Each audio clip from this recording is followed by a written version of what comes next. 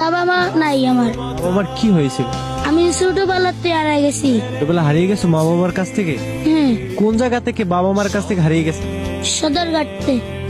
বাবা মা পালাতে গেছে গা, আমি কাম করে খাওয়াই না দীক্ষা। তো ছোট, তুমি কাজ করবা কিভাবে? তোমাকে কেউ কি কাজে নিব? না, কি বলতো তোমার বাবা মা? লাঠি দিয়ে গর্তে বার করে দিতে হবে। তারপরে আমি আয়া পড়ছি, আমি কাম করি না দীক্ষা।